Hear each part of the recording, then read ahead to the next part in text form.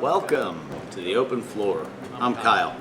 I'm Remy. Howdy, folks. How's it going? Today, we're going to be talking about the Tavistock Institute and a little bit about media manipulation in general. Would you like to explain to me what the Tavistock Institute is? Because I am a bit uneducated, so... So, the Tavistock Institute of Human Relations, in just 1 second here, I'm going Check, check.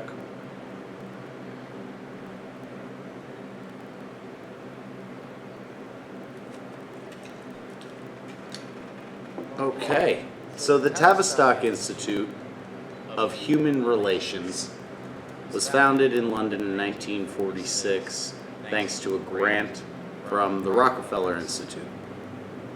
And the Tavistock Institute's focus is essentially social psychology. Sociology is the Tavistock Institute's focus.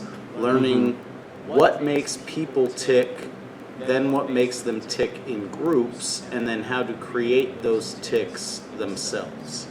Are there any prominent names associated with the Tavistock Institute? Any founders with names on the books? Anybody who was associated with them from the beginning? None of the founders, the founding members, are particularly of note to the most average people, but the head of their initial psychology department was Freud.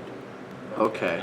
But their other founders were mostly ex-high-ranking military from World War II. British military, high-ranking British military from World War II was the majority of their founding force. So, very much associated with psychological warfare in general, on any populace, whether it be yes, allies or enemies. Any situation where you could think of mass use of psychology as a weapon against people in your lifetime has more than likely, if not been direct courtesy of the Tavistock Institute, through the application of Tavistock Institute developed tactics. Interesting. So, for example, when Saddam was executed and ousted from power. Yes. Right? The things that the U.S. military was leaving with people who were to be community leaders and things like that in the rebuilding efforts of Iraq, one of the things that they were being instructed to do was how to set up local news formatting. Yeah.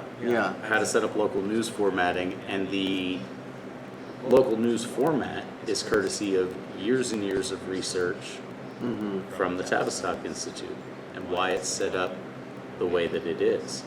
So I imagine that some of those same qualities of their local news is something that's mirrored here in America and in the West as well. Absolutely. Are there any particular qualities about that? Or Yeah, just in general. the placement of the segment types. Okay. So they start you off with the world news, the big world headline, which for all of your lifetime and the majority of my lifetime has been something awful nearly every day. So they start with the world news headline, then they go to the local horrific headlines, right? Yeah. Then they'll cut to sports and weather, and they'll come back with another couple local politics-based sort of headlines, and then they give you a swirl on water skis. Ah, yes. Right? Yeah. So they send you on an emotional roller coaster where you have a huge spike and a cortisol release when they show you all the horror. Then they cut to sports and you go, and you get the sigh of relief, right? And then if you're attached to that stuff, you have whatever emotional roller coaster in that. Then you get the weather, they go to commercial or whatever. They come back with a couple things that you may or may not be interested in, but if you've got a team, you're going to get riled up about. And then they send you off with a good memory so that you come back a little again. fluff. Yeah. So that you come back again. That is a quality I notice of people who watch the news is they continue to come back I was never quite interested in newsiness, but the people in my life that regularly consume, whether it be local news or like the 24-hour news, they're constantly going back on a daily basis. I gotta put the news on. It's 6:30. Local news is on. Right, right. Yeah, there's it's no different with the news than it is with any other type of programming. It's no different with the news than it is with any other type of programming because what it's about, the first, what could be considered the first unofficial experiment of the Tavistock Institute was a study starting in 1937 on what we would now call soap operas, but back then were called radio dramas. And uh, the basis of effectiveness was the level of emotional stimulation and involvement that you could pull out of the test subjects with the characters, right? To the point where uh, by the time television came out, we had that stuff nailed. By the time televisions were in every home, we had the manipulation of people's emotions and making them feel as though those transient artificial relationships were more important and more valuable than their actual genuine relationships. Do you know any info on how they had controlled populations of people, controlled segments, where they could release this stuff as an experiment? Say, here's a popular show of the day. How are people reacting to it? How do you think they picked up on sentiment? They ran studies where they advertised in newspapers and things like that for participants. Okay. And much in the way that the TV rating system used to be before the Nielsen ratings and the Nielsen devices in the homes used to be test audiences turning a dial. The team that did the study starting in 37 on the radio dramas invented that device. Like, depending on how there was a middle, and depending on how the person was being stimulated by the content, they turned it one direction or the other. That's very interesting. And then it would gauge how hard how far it was turned in either direction, at what peaks, and timestamp it all. Do you know more about the Nielsen ratings and device? So, I've heard about it. I know what it is, specifically the ratings part of it. I didn't know there was a device to begin with. But I always kind of questioned, in the modern era where we have remote controls, how do they judge ratings for how many TVs in a home or things like that? Do you know anything about that? How much time do I need to watch a program for it to give them a positive rating, you know? Yeah, if you're not a Nielsen family, it doesn't matter. A Nielsen family has a Nielsen device in their home. Like, you get randomly selected through your cable provider with the opportunity to be a Nielsen family. So they have to reach out to someone and put a device in their home? That still happens today? As far as I know. Okay, I've never heard that.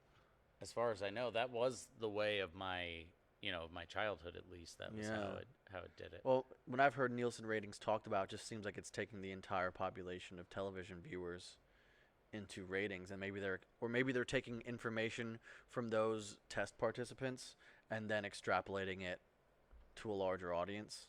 I don't really know much about it. No, that's exactly what they're doing. Right. They're taking That the makes test sense. participation numbers and extrapolating them over a nationwide audience. I wouldn't be surprised, though, with the virtual monopolization we have with media companies, particularly television and cable companies, Time Warner and Comcast and Cox, that they're in play with, these systems where they could put something, like they have microphones in your remote control now. They probably have them inside your televisions, inside your cable box. Right. So it's probably much easier. They might not even need a device. It's probably the device is the device, Right. They have a device in every home now. It's so easy and cheap to make. You probably don't need to have what's now at this point probably likely a charade of the Nielsen family and the Nielsen device in the home. Yeah. You probably don't need it anymore, but it's one of those, everybody knows they're being spied on, but everybody pretends like they're not being spied on, and that's like another way to keep pretending that you're not really being spied on. If there's still Nielsen ratings, that means there's a select number of families that are being spied on, but they agreed to it, and it's not you. Well, end user license agreements are pretty insanely packed with information these days, and nobody ever really reads them. So we could all be Nielsen families willingly because right. we never read the EULA. Wasn't that a South Park, like not reading license agreements or whatever? I believe so. I mean, they've done just about everything. I think they've done just about yeah, I think everything. that was an Apple one where something with the iPhone was like, I don't remember what it was. I think they like fucked you in the ass or something, like physically, like the device. You had to do that. So back on the Tavistock stuff, where did we leave off? Just that they were measuring impact of. They were these measuring programs on impact of specific types of of content on people's emotional states, and then taking that impact and essentially putting it into Freud's hands and letting him sort of steer the ship on how to manipulate said responses. And one of the things that I think is so interesting about all of this, when people refer to psychology in America, we refer to it as medicine. But more often than not, on a grand scale, and even in people's day-to-day interpersonal relationships, psychology is used as a weapon far more than it's ever used as medicine. Okay. You know? Explain how that happens for me in our day-to-day. I basically agree with you, but the idea of psychology, so we're using just interpersonal relationships have a bit of psychology behind them, but right. People's knowledge of psychology is being used against one another, is what you're saying? Right. More okay. In your personal experience with day-to-day relationships, are people more likely to try to manipulate your emotions to suit their desired outcome, or help you figure out why you're having the emotions you're having and understand them, you know? Yeah. Anybody who is a sort of Sunday scholar in psychology, who kind of looks into it in their free time, they do a little internet research and then think they kind of know the basic tenets. Anyone who kind of tells me that, I always kind of question how they're going to use it immediately, because in my experience with certain manipulative individuals in my life, they were slinging these psychological terms as though they were true in our relationship, our interpersonal relationship, our friendship, whatever. Right. And using them as a weapon, just the information itself, saying that I'm doing this thing, and you don't see that you're doing it, but this is the definition that I know that you're doing. Right. And I say, well, I don't really think that's true. Right. But how do you argue with someone who already believes that, psychology is a perfect science, right. and now they are using it to interact with everyone in their life? It becomes like a very manipulative thing once you even get that kind of information, whether it be true or not. How can you not? If you were a psychologist, how could you not use that in your personal life? You're never supposed to analyze your family, or your friends or your relationships, but how the fuck could you not? How exactly? How could it's the least? You can't. You would it's the absolutely least be doing Hippocratic medical practice that there is. And the thing about it is that Freud himself admitted in his own writings that literally what he was seeking to do with psychoanalysis, so psychology and psychiatry, what he was seeking to do was provide a secular alternative to the confession system for the absolution of sins.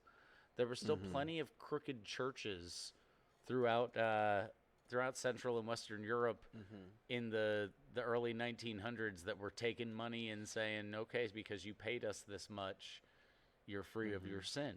He was looking to do the same thing, but knew he could make them keep coming back over and over and over again. Yeah, I believe it's pretty apparent for anybody who looks into it that Freud really enjoyed the power that he wielded, being the leading psychologist in the world. Right. So what else? What other? Oh, sorry. But that transfers down on a personal level too when you get to those interpersonal relationships with the Sunday psychologist. Yeah. It's apparent That Yeah. to those people who have to dissect everybody else's mindset all the time and try to attach something to everybody, that they lust after that power themselves. They want it too. That's why they use it to manipulate. Well, it's for anybody who isn't, you know, extremely mentally like an exquisite character. Anybody who's using that is going to be using it as though with so much personal bias, basically. Right. So every interaction, it's like your emotion, since you are the viewer and the user of the tool. All of the bias is on other people, and you're favoring yourself. Right. You know, pretty interesting. Right. Yeah, that's absolutely true. And if you're the one with the knowledge and no one else in the room is, then it's,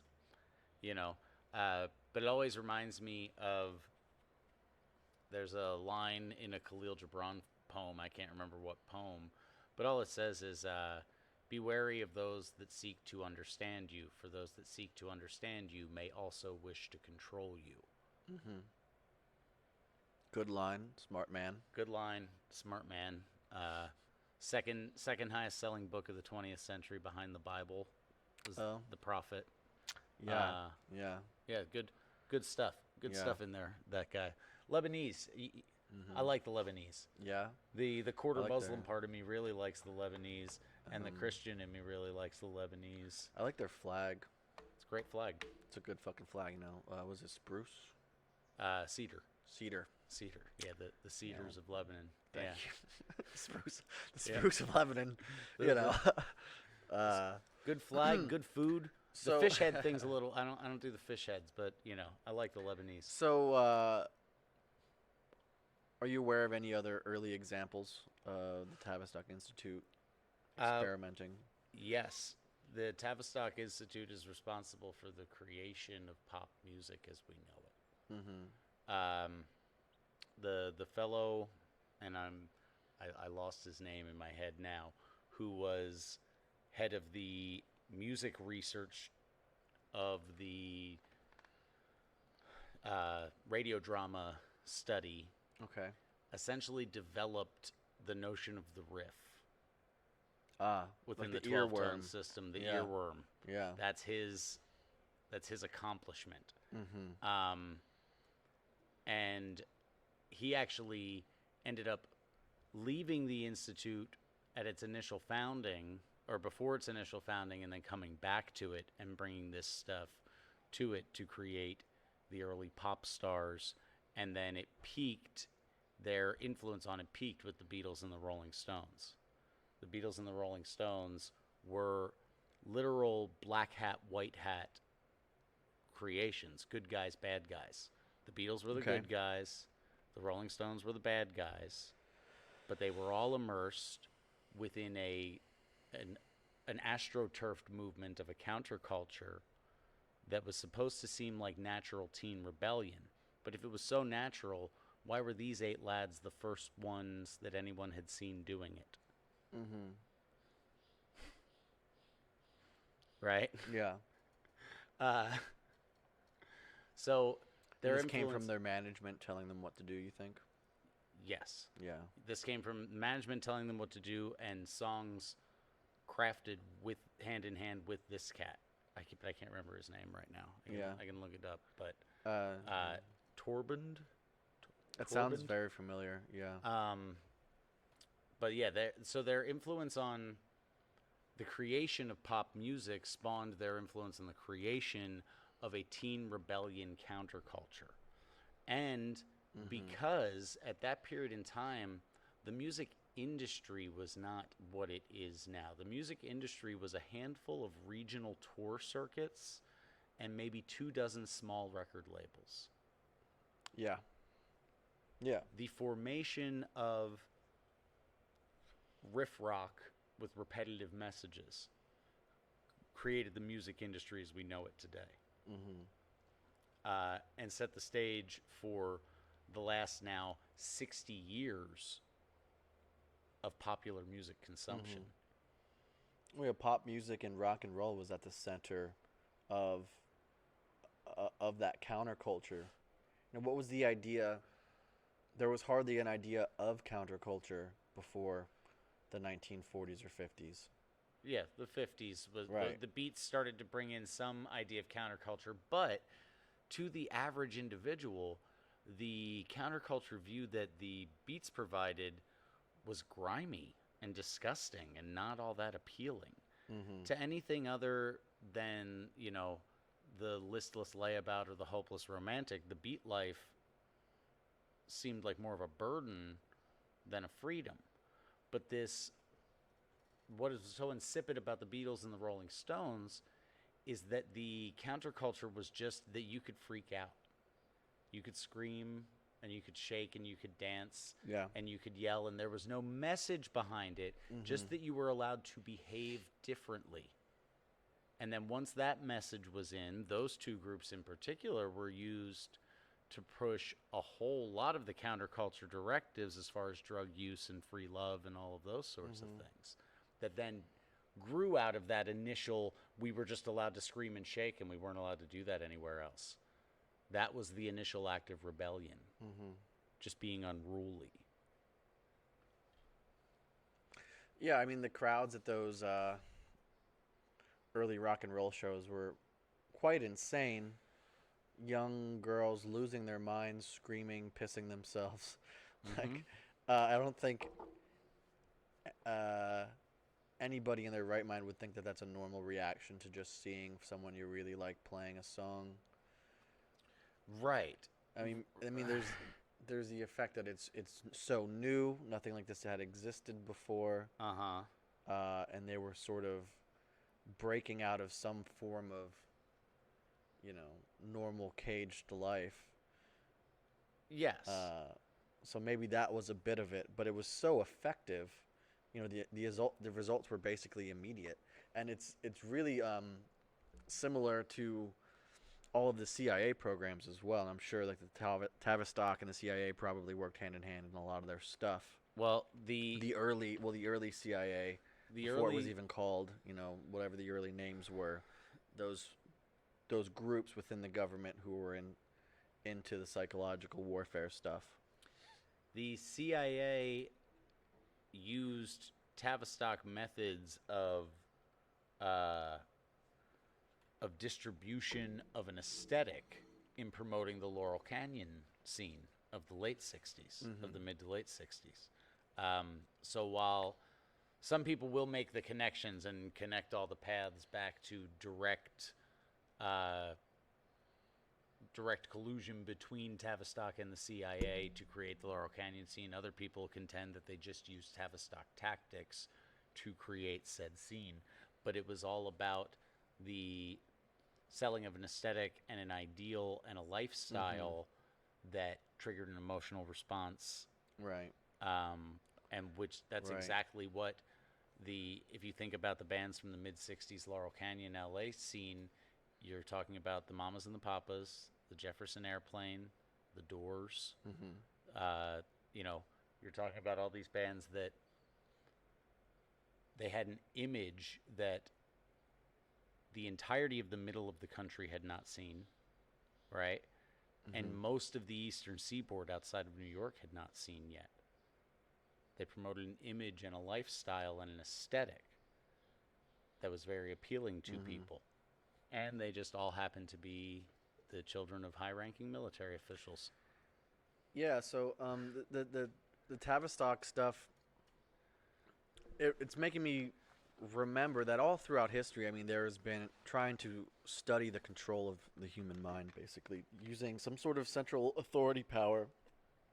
Some state or leader of the group wants to know how to sway public opinion one way or the other.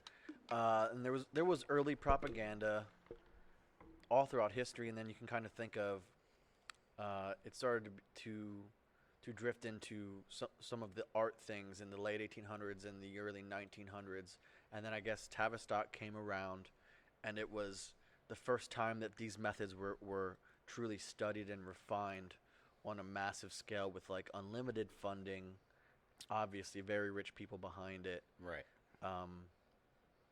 So yeah, that's basically what I was kind of getting at, is that they're they refined a practice that's already exists within the human mind to Sure. to have outside sources control you if you're not aware of them.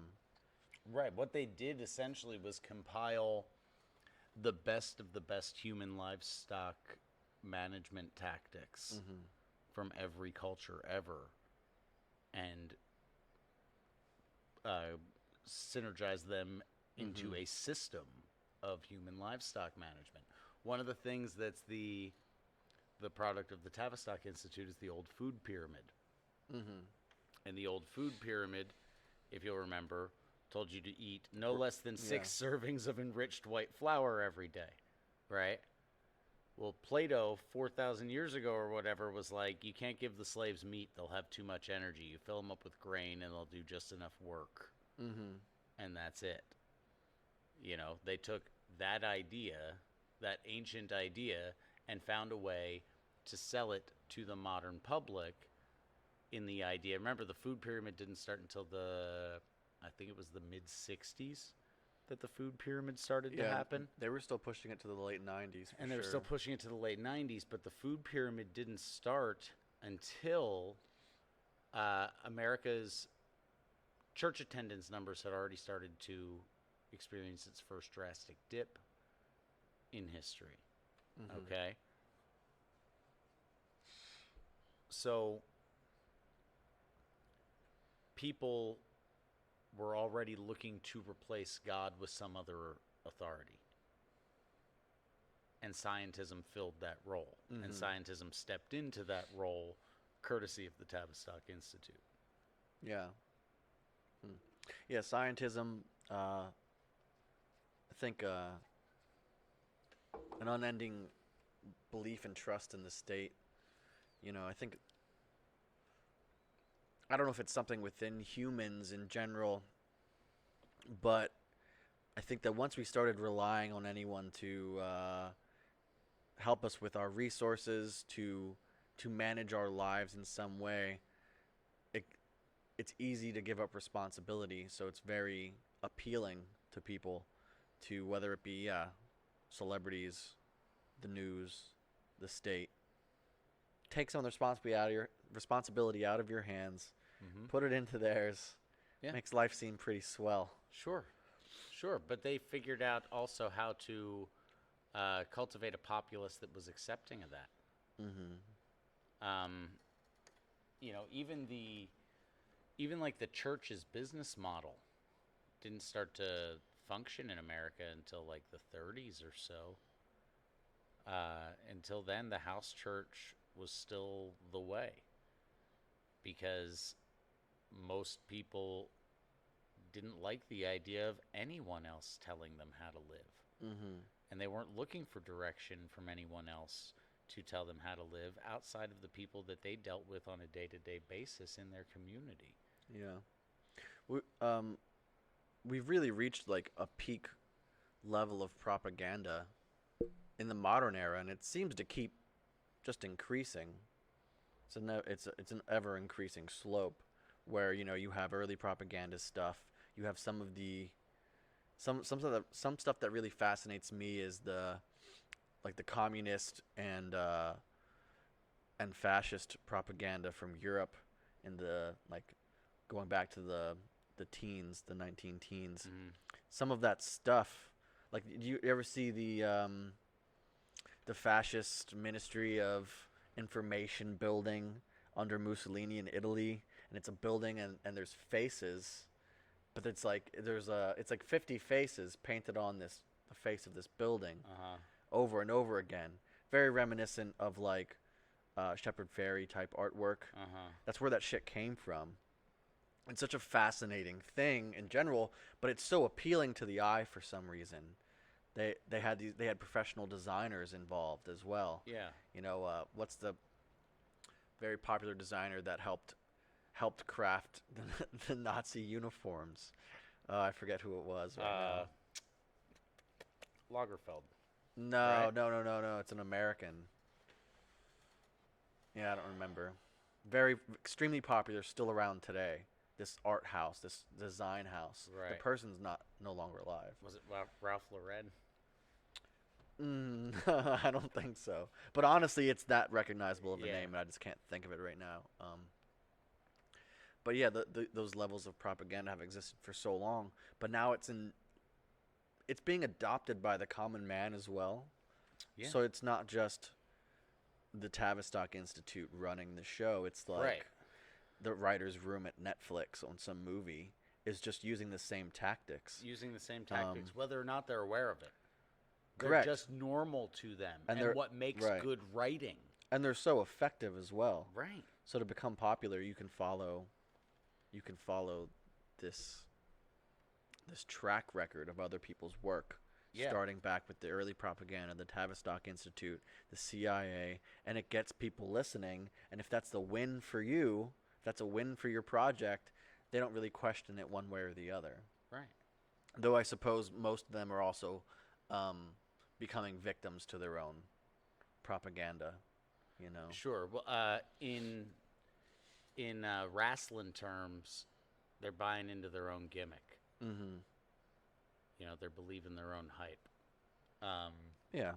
Yeah, it's very, very true. And like, so this idea of like how these ideas just spread down to the everyman and become pervasive in culture that way, where now they don't have to focus effort on that sort of manipulation anymore, because the average person is all too willing to manipulate others in that same way without viewing it as manipulation because it happened to them, right? It always, to me, comes back to like a degree of spiritual warfare, because it's insane to think that other people without some other spiritual influence sought to make other people harm themselves over and over and over again, perpetually and generationally otherwise, you know? Yeah, I mean, it's starting from that place, because I think that life in general is undeniably spiritual in one way or another. There are so many uncanny things that we can't explain and science will never understand, but are visibly true. So they must exist. So some level of spirituality is always there. I don't think that most people realize that that's what they're doing, though. I don't think that even the people orchestrating some of this propaganda shit really understand. Most people don't understand whatsoever, basically. Well, that's the unfortunate danger of a life without God, because a life without God makes it very clear who you're serving based on your action. You're always serving something. It makes that clear. And it makes clear whom you are serving based on the action. There's no other spiritual notion, there's no other spiritual ideology that defines those lines. Hinduism, they can't wait to get another god. And you can serve as many or as few of them as you want. You know? Buddhism, there's no God because everything's God. You're not serving anything but the story. You know?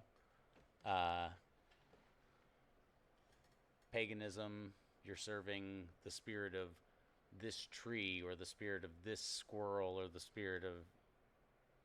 But who is that? There's no defined line on what is what. So that's the danger of a life without God. A danger of the life without God is a life of moral and spiritual relativism.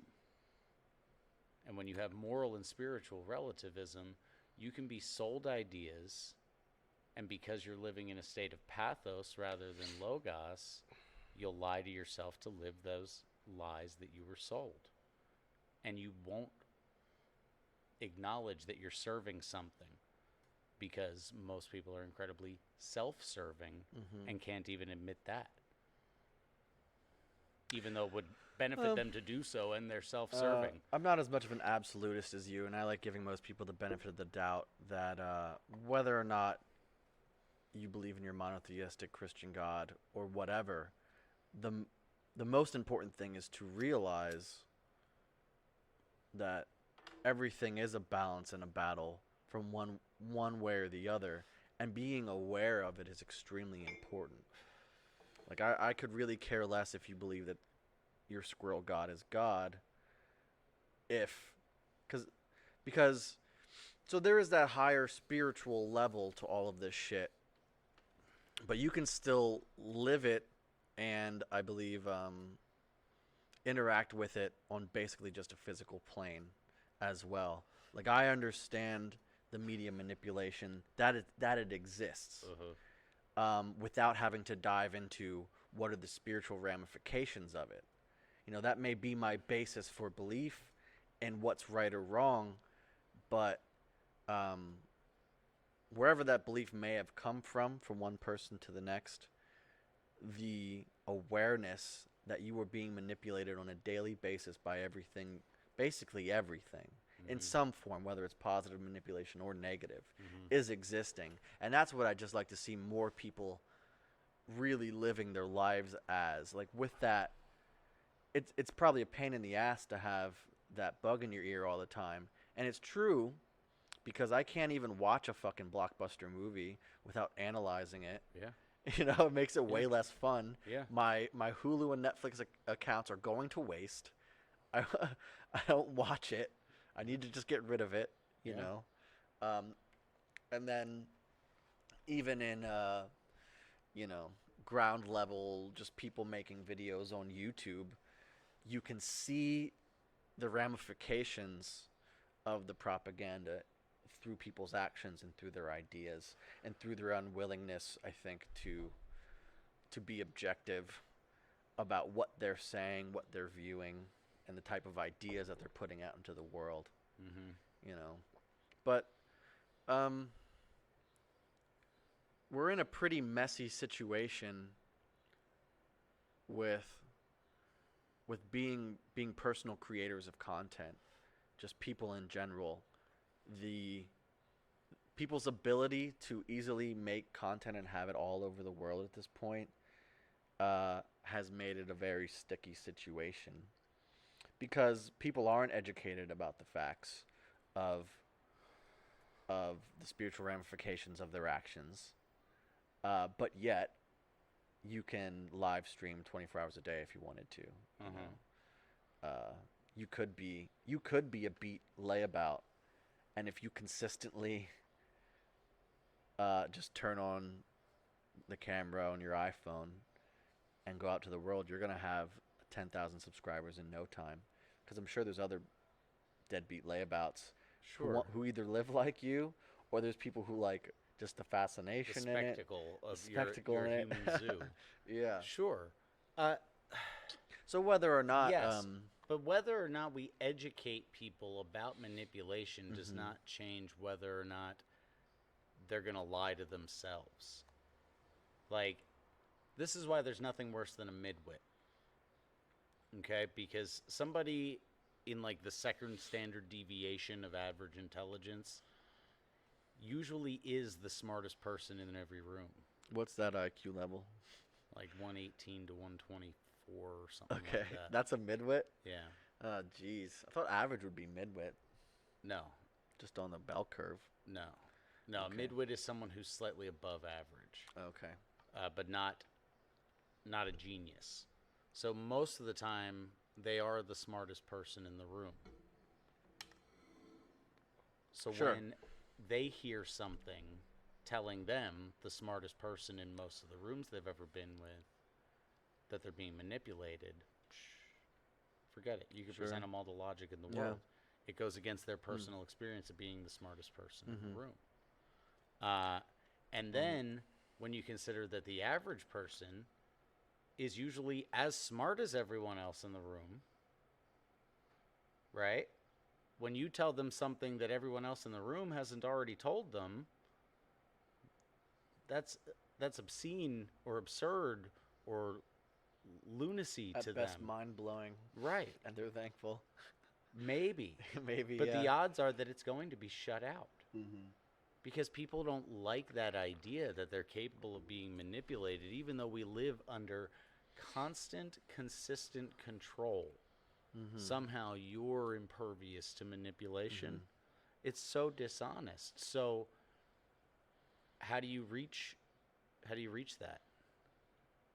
It's so difficult to trust any motives of anything, really. And but we can't live like that.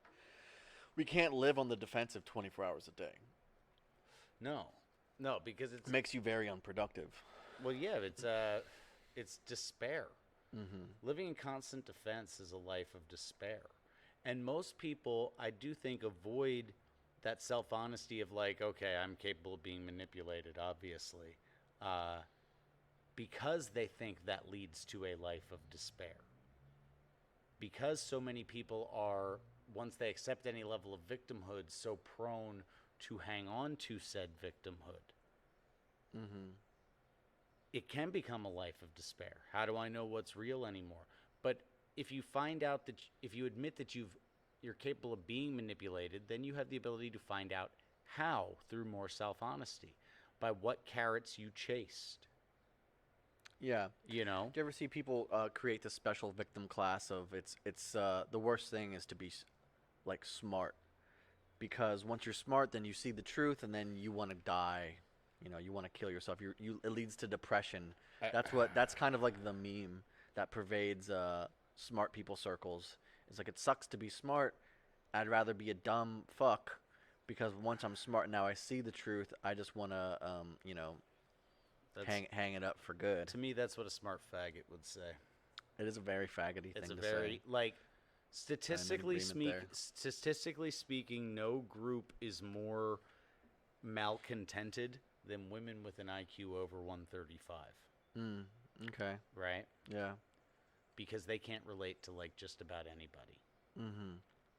9 out of 10. Imagine that's difficult. They blow 9 out of 10 men out of the water, and they blow almost every other woman there is out of the water. So they can't relate to anybody. Well, they can add fuel to the fire by just blowing 9 out of 10 men, and then it really becomes a mess. Unfortunately, that is what so many of them end up doing. Yeah, I think that a lot of people seek sexual gratification and are very intelligent as well. You know, some of the most sexually promiscuous people are extremely intelligent, and I think it may be because of reasons like that. They feel like, the struggle of being intelligent, having this unmet desire, they then just fill it with sexual encounters, and it's also very easy for a smart person to manipulate someone into having sex with you. Sure. And then even easier if you're a woman of any even basic attraction. Yeah. Even easier to use your smarts and your looks to just be like, yeah, I'll just fuck anything, even someone that doesn't want to fuck me. Yeah, they will. Yeah. Sure. I think that's real, but I think that speaks to like our susceptibility to that is greater than it ever was. Like, by all definitions, my mom and my stepdad are basic folks. Sorry, I'm not susceptibility to what? To the manipulation Of someone of any manipulation, or sexual manipulation? Of any manipulation. Okay. Of any psychological manipulation. My mom and my stepdad were pretty basic folk. They went to work every day. They read the fucking newspaper. They watched the fucking Eagles. Like, we played fucking team sports. Like, they were basic fucking folks. But they didn't take everything that the fucking news said at face value. And my mom would sit there and watch TV, and the commercial would come on portraying human beings as complete fucking morons, like they all have my whole life. And she'd sit there and say, how stupid do they think we are? Blah, blah, blah, blah, blah. They knew what they were trying to do.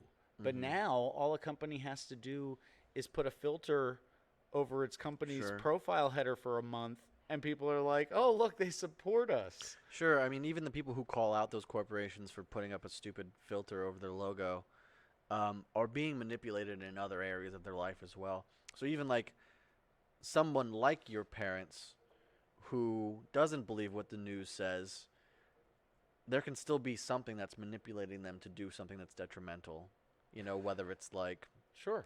whatever, buying a pair of shoes you don't need, Yeah.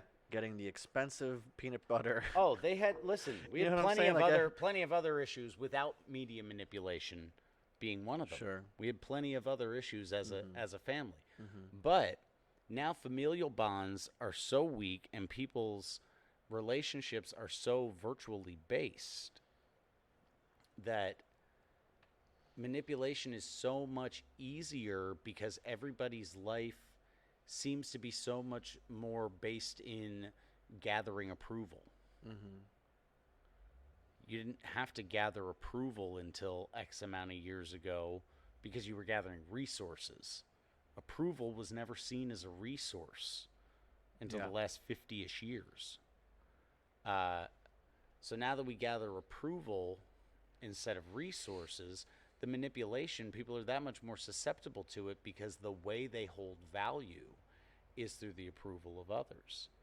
And one of the things I was thinking about today in regards to this idea of being manipulated, one of the ways that we're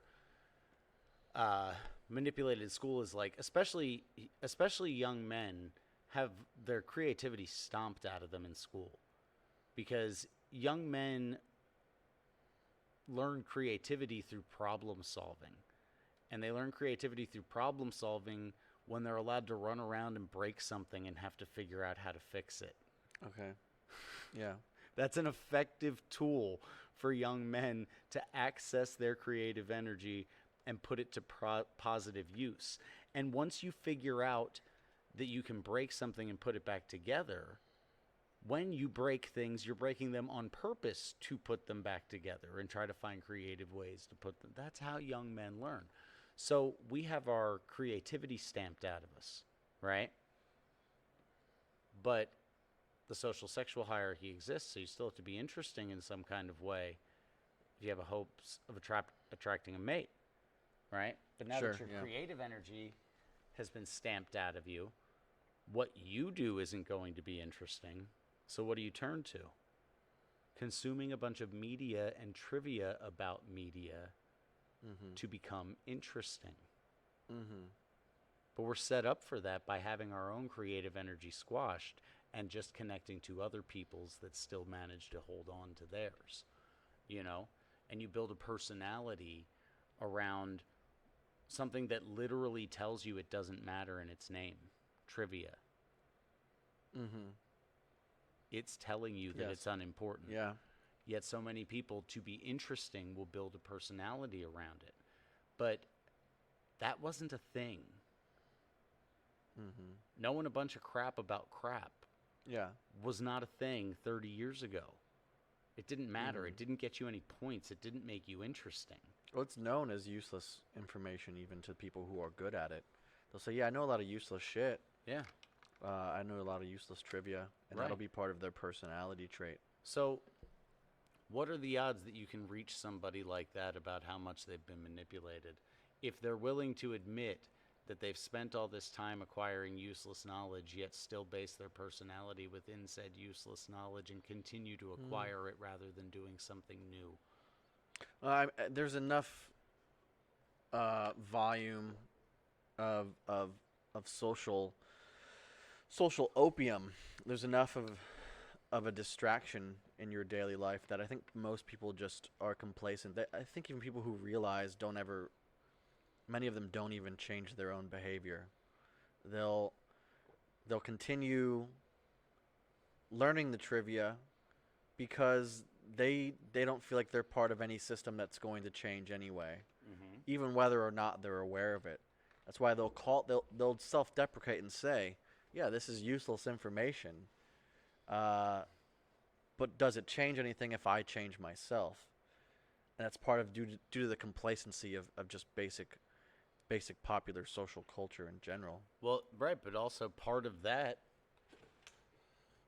is steered by those same media manipulation tactics. Like, you think that because you think everyone else is doing what you're doing. And you think that's why you're not being hassled. You think you're not being hassled because you're doing what everyone else is doing. In reality, you're not being hassled as long as you're not hassling anyone else. And it doesn't really matter what you're doing. Mm-hmm. You know? So even that fear is based in a manipulated fabrication of a landscape that doesn't actually exist. You know? Like the 25 of you at bar trivia are not the whole world. You're the 25 drunks who know useless shit in your neck of the woods. You're not the whole world, you know? Mm-hmm. But they don't see that because the media shows them enough of themselves. And when you can reach over half the planet online, you can see enough of yourself to say, this is what everybody's doing and I'm doing fine. Yeah, I mean, anything can be introduced one way or the other. Can be introduced and then taken one way or the other. So any tool, take the internet, whether someone had a nefarious purpose in creating it, it can be used as a tool nefariously, which is probably most common, but it's also a great tool for information and knowledge. Sure. But it has the same pitfalls as any other tool that's out there, any other resource that we have as humanity. Any tool can be weaponized. Ashtray, please. Any tool can be weaponized. Yes. You know, a nail gun is a fucking weapon in the wrong hands. I don't want a lighter either. Want me to smoke the damn thing? I'm not for much you? of a smoker. You know, I smoke with you guys. Any tool can be used as a weapon, but any weapon can also be used as a tool. I mean, anything that has a function can also have an alternative function. You know? Unfortunately, for most people, if they are wondering whether or not something has an alternative function, it's usually, can I fuck this thing? That's usually the alternative function most people go to first. You know? Like you could use a breast pump as a miniature shop vac in a pinch, right? It could have an alternative function. Suck the pee-pee hole. But most people's first thought with it would be like, if I put this on my pee-pee, does it get big? I was thinking about news and syndicated news. You know how I mean, what news isn't syndicated except for truly local stuff that's just on your cable access? Right. But I was thinking, you brought up sex. I was thinking about attractive news anchors, but just courtesy of the Tavistock Institute. Correct, and the idea that you could take a snapshot of as many local news stations as you like. And if they cover a similar story and then say similar things about the same fucking story because it's being read off a script, and why would they do that? Because there's no chance for them to deviate from whatever plan is set out. There has to be a narrative for any story. It's so little as they're just remember what is that? Just the facts, please. Yeah. That doesn't fucking exist. No. I don't think it even existed then.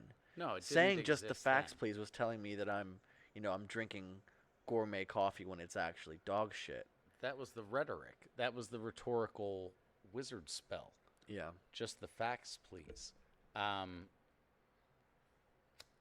It was never just the facts, but there was a point in time where if a news reporter of some type were going off the details of the information, the who, what, when, where, why, they would tell you, and this is my personal opinion on this matter,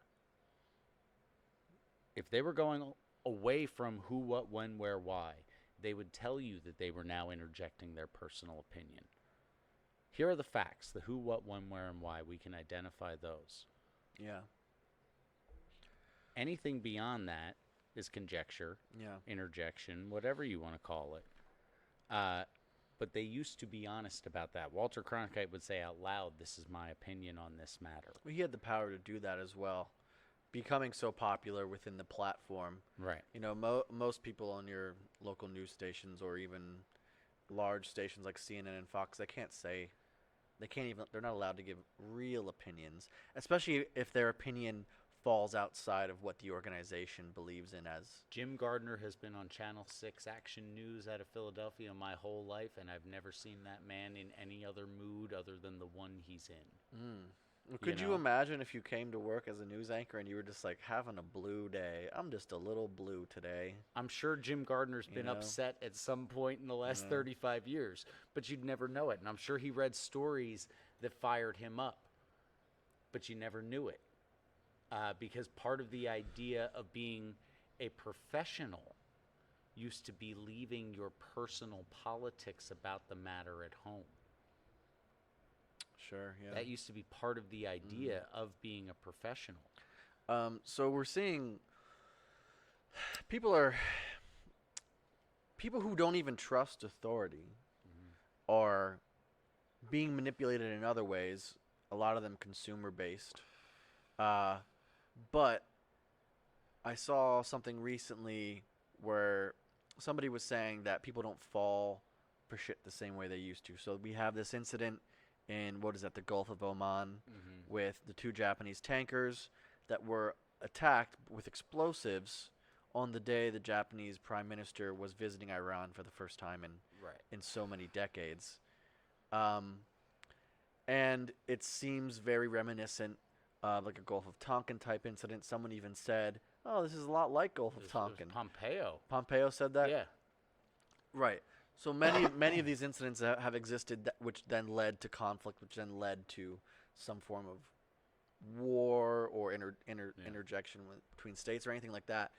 But this, I forget who it was, but they were saying that people are falling for it less because they kind of see the game. Mm-hmm. Do you think that modern people, even though the reason I said modern people are still being manipulated, even the ones who don't believe in the status quo, they're being manipulated in other ways. Do you see hope recently, due to the propagation of so much more information that's out there, that people are kind of so distrusting that maybe we're turning a page as individuals to not follow the rhetoric quite as much? Had you asked me this a year and a half ago, I would have gone total doomer and said no. Mm-hmm.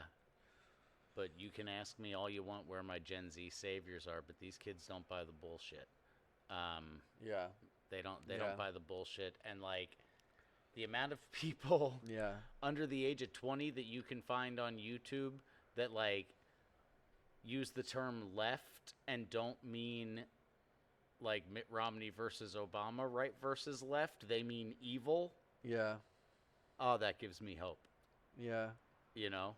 When they say that's a very left-handed tactic, they mean evil. Well, they're not talking the left about always meant that. Right. I mean, that's what the basis of left and right is. Right meaning the right side of something, but right meaning correct has always been that way. Using a left-handed tactic. Yeah. Shaking hands with the left hand. You don't do that. It's always been something that's kind of instilled in humanity for a long time. Yeah. So it's interesting how that plays out. So I do think that the information boom of the last 15 years, right? I think the lines of like who's going to be manipulated and who's not have been drawn. And I think we've seen the evidence of that in just the fact that Don Lemon can say 3 sentences and there's 50 people in the street crying about it with signs later, but Tucker Carlson will talk for an hour and people will just go, huh. Mm-hmm. So I think the lines of who's more easily manipulated into overreaction, I think those lines have been drawn. Yeah. And I think we are raising less of those people because so many of the people around our ages that have children grew up as internet skeptics. They grew up in like the age of the internet where you literally couldn't trust anything because it was such a wild, wild west that if you wanted to like know you knew something, you had to look into it at least a little bit for yourself because you couldn't trust anything. You couldn't trust a link. Even if you were on a site you trusted, you couldn't click an external link on that site until you checked with 4 of your buddies that also used the site and found out if any of them did it because you couldn't trust anything on the internet. I would say that diligent people still do that. But there are so many people who just read the headline and react right away, especially on a site like Reddit, where it's basically built around uh, community dialogue in the comments. Yeah. Somebody won't read the article, or they'll take the article at face value without having to fact check it themselves, and then that'll lead them to having some stupid dialogue in the comments, because that's what everyone is really there for, is for the comments, not necessarily for the news. Yeah. Well, Facebook is very much the same way. Yeah. And Facebook keeps detailed numbers on how many people state that they get their news from Facebook, right? And then they also keep very diligent numbers on how many people state not only do they get their news from Facebook, but they just read headlines. Mm-hmm. And that's the entirety of their news. Yeah. It's so enticing. That's what I mean, that the line's already been drawn. Yeah. You had those people anyway. You had them, and you were gonna have them. Mm-hmm. Well, I think we also need to question each other. Anytime, like, you come to me with some shit that I'm like, that sounds like out of left field, buddy. And I'm like, you sure you checked into that? And you're like, yeah. And I'm like, well, let me do my due diligence, because I don't want to believe anything that's going to be wrong either. Like, I always had an aversion to being wrong about something. Sure. I don't want to be fucking wrong. You know, why would I want to be wrong when I can know the truth? Sure. Silly, right? But so you're not. It's a bit doomerish to say this, but we can't stop our government from going into Iran. You know what I mean? Right. We have our personal opinions about it. There's a lot of us internet skeptics who know that something like that is full of shit, but it didn't stop from us having a proxy war in Yemen. Right. It won't stop us from having a proxy war anywhere else in the world. Right. There's so little of what our personal opinions and truths can actually control anymore, besides what's in our physical sphere. Mm-hmm. When the world, I think, of thought and other people's thoughts, other people's actions, other people's spirituality becomes so diverse, we have to come back to what literally can be physically changed in our own lives. That's the only way to really change anything. Yeah. Anymore, especially when you have such a leviathan as the fucking federal government. We're not going to stop them if they want to do something. No, and this is, part of the root of the discussion last time was about localizing your concerns. And what this sort of thing highlights, something like the Tavistock Institute that specifically studies the emotional responses of human beings and human beings in groups, it only strengthens that message of localizing your concerns. You can't be manipulated by media if you aren't consuming media. Mm-hmm. It can't happen. So the less you participate, just like with the oppression Olympics and everything else, the less you participate, the less fuel you give that machine to operate. So yeah, it would seem that a reasonable person, upon being presented with information that most of the media that they consume has been structurally engineered to garner an emotional response from them that's stronger than the emotional responses of their day-to-day interactions with their real relationships, should be able to say, I'm going to stop doing that then and get that out of my real relationships. Yeah, there needs to be a balance struck between checking out and focusing on what is really positive for our own lives and for our communities. But also, you can't be blind to what's coming as well over the horizon. Right. So we still need to be plugged in a bit. We have such a social tide coming of the paradox of acceptance, where you're just accepting everything now, but everything isn't good. A lot of stuff is bad. Right. And we're seeing where acceptance has been biting us in the ass. So if we turn our blind eye a bit too much, we still have to strike this balance between focusing on ourselves and taking real action, but I think still cultivating networks of they don't even really have to be like-minded as far as just seeking the truth about things. That's all that really is the most important thing. A common goal will make you the most productive. And I think that should remain within your group. Right. But your in-group should have a common goal. But otherwise, a common interest should be enough to get the ball rolling. You know, a common interest should be enough to get the ball rolling, and a common goal is what'll solidify your action. But this idea of of localization of your concerns, if you've already been through and out the other side of the manipulation matrix, right? Like some people had to watch the news, the local news at 6:30 every night or whatever, but I had to be home at such and such a time on such and such a day to watch this show when I was 22 or whatever too. I had to be home every Friday night at 8 o'clock to watch fucking Family Matters. What was I going to miss Urkel? I wasn't going to miss Urkel. Yeah. So most of us are raised within that manipulation matrix, right?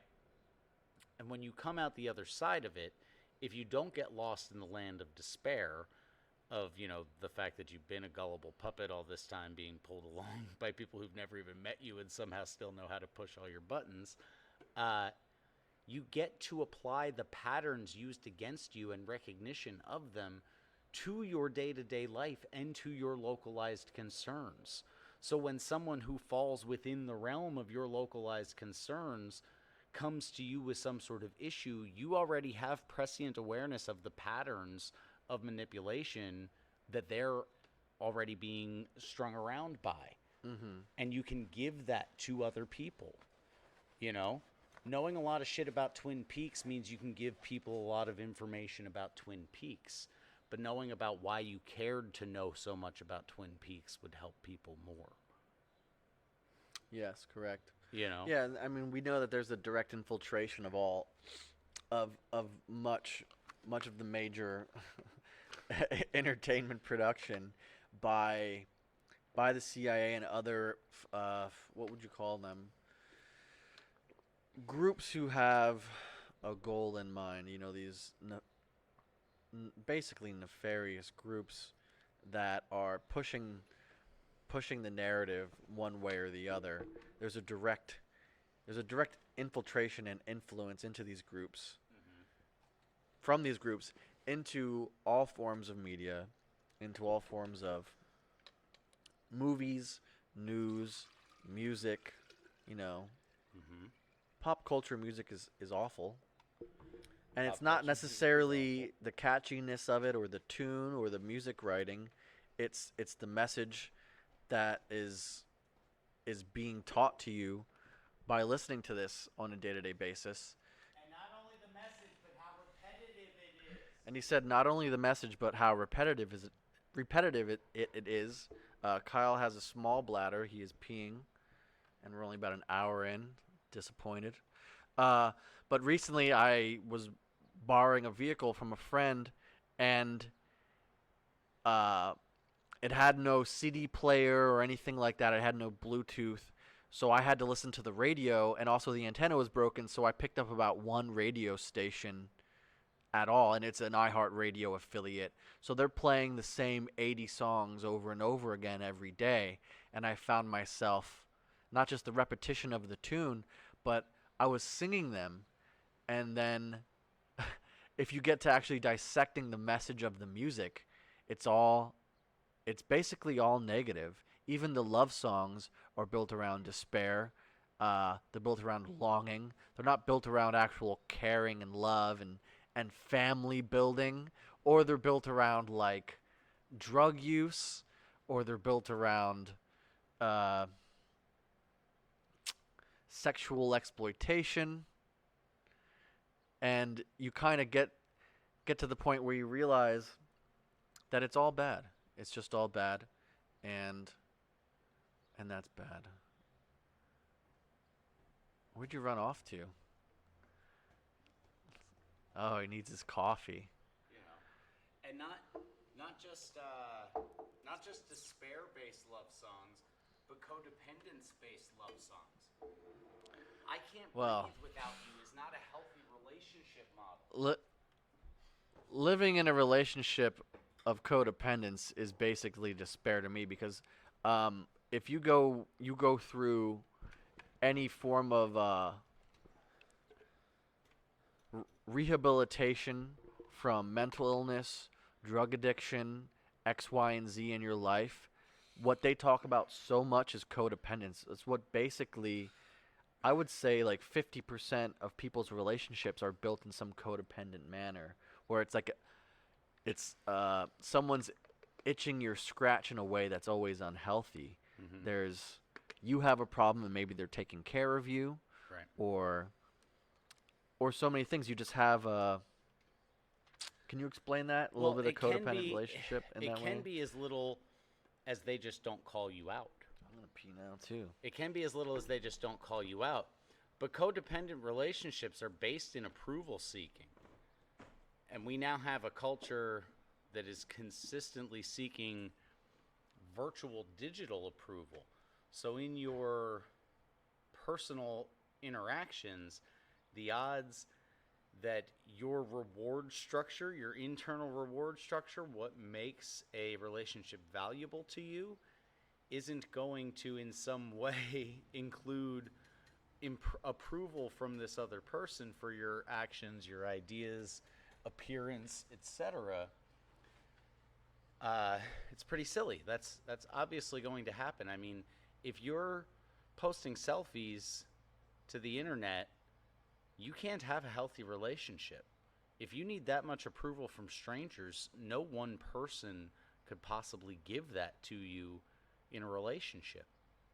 You're in some form of psychosis, some form of mental illness to seek approval that actively. And the codependent generally has such low self-worth that they'll accept approval from any source, even if that source is ultimately detrimental to themselves or that source is detrimental to the codependent. They'll accept the approval from anywhere because their self-approval is so low. And isn't that so tied back into the media manipulation? That's exactly. Like why we think what we think, why we act the way we act, why we're codependent little fucking squids in relationships. And it's for both sexes. Yeah. Both people are equally as responsible for these negative connotations within our relationships. Every like male rock star, if you break it down, all of their like songs are about being whiny cuck fucking bitches that will do anything for someone's approval. Like I just learned that song a couple weeks ago, that Bad Reputation song, right? Who's that from? Pete Johnston. And that song was always just cool to me. That opening line was so. Oh, that song, yeah. I got a bad reputation, and it isn't just talk, talk, talk. Cool. And I was like 14 when it came out. It's a really good melody, yeah. It was cool, right? But then I sat down and learned it finally, 25 years later or whatever. I sat down and learned it, and the song's all about like, we could have had a warm conversation if it wasn't for your lies, but still I want to give you everything before I close my eyes. Why? Why? What is it? Is she a liar, or is she someone that you want to share everything with? If she's both, there's something wrong with you, If she's both, there's something wrong with you. Yeah. Like even seemingly innocuous tunes where it was just like, man, a good melody had me humming this song in my head for 25 years. When I actually sat down and learned all the words, it was like, this grosses me out. I have a theory that actual truth and real healthy love is so rare nowadays that people are willing to destroy themselves in the search for what they believe love is. Sure. Any kind of positive attention, which really just comes back to like some form of negative validation, but they're so willing. There's so much fakery that people are basically willing to destroy themselves and get on their knees and like suck on someone's nasty toes or whatever you're into, whatever the nasty shit you're into. You're willing to do it because you're basically unfulfilled, and finding true love and caring is not the way they talk about it in the media, for one, and it's just rare. It's honestly rare as hell. Sure. Um, Well, not only that, but the idea of what the new standing cultural definition of what love is a complete fucking fabrication. It's a complete fabrication. Love is love is love is love, but it's all attached to who you have sex with. But love has never had anything to do with sex. And self-honest people will tell you that when they make decisions based in the confusing of love and sex, that they harm themselves in doing so. That that's a bad time. Right? Mm-hmm. So the tying together of love and sex, and that intermarriage now being part of the public notion of love, is going to do just a bang up job on destroying the concept for like the next 3 fucking generations. Because if you actually think about it, and it takes no time, most of the people you love, it would be a crime to have sex with them because they're your family. yeah. It's literally against the law to have sex with most of the people you've loved in your life. How are they the same thing? They don't have anything to do with the other. But you have to already have people whose interpersonal relationships are so lacking and whose virtual relationships are so much more important to them that they'll accept that idea that that physical affection as a form of positive approval is in fact love. You can't do it otherwise. Yeah, that's a good point. And consider how much sex would have actually been discussed before television.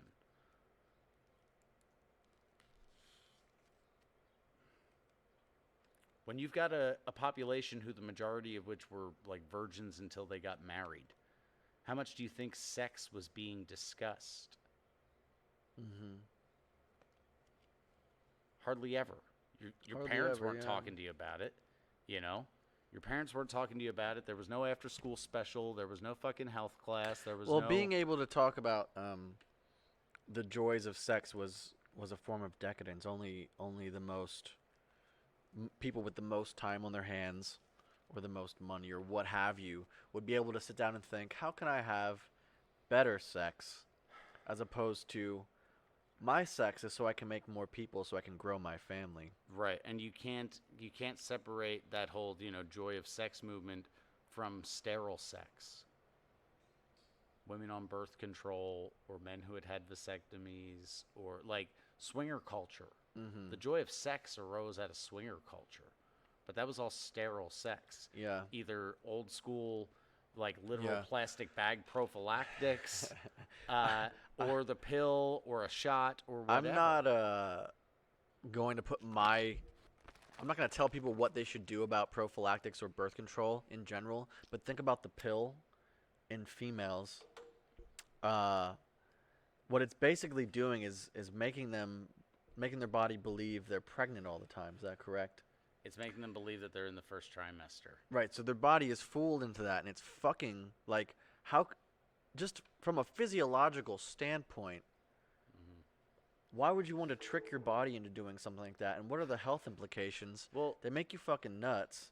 And then there's the whole idea of it changes the hormones within your body. So women have more testosterone, and they can't smell things the way they normally could, so they Right. can't smell danger. Right. So they're having sex with Creeps. more creeps in general. Yeah.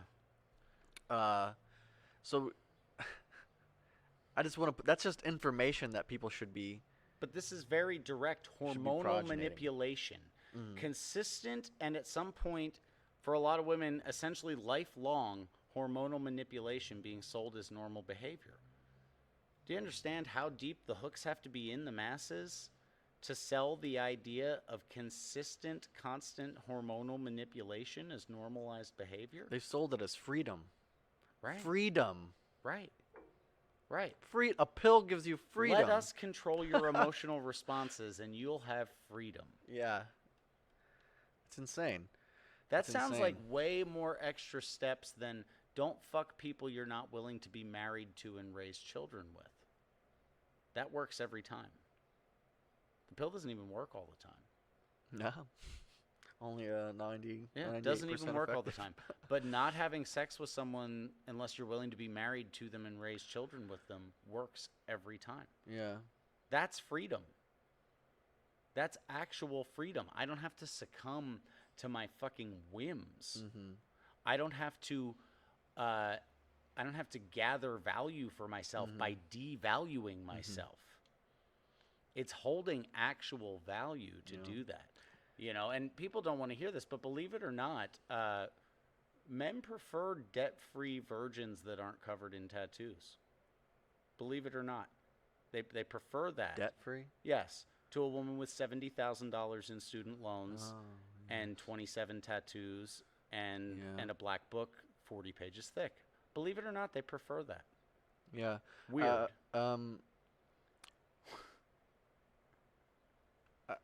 I have two topics in mind right now. One will take us away from the other. So I want to bridge the gap between sex and media again and the popularity of misogynistic rap music these days. Like, we've all listened to it. We've all probably enjoyed it. And, you know, some of the predominant listeners of the most misogynistic rap music today is females. Mm-hmm. So we're living in a society where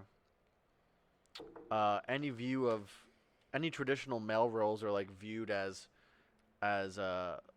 toxic masculinity and X, Y, and Z, but yet they're literally listening to music where you talk about fucking someone for money, things that under their definition would be considered rape anyway because they're on heavy drug use. Sure. And I just find that so interesting, and the idea that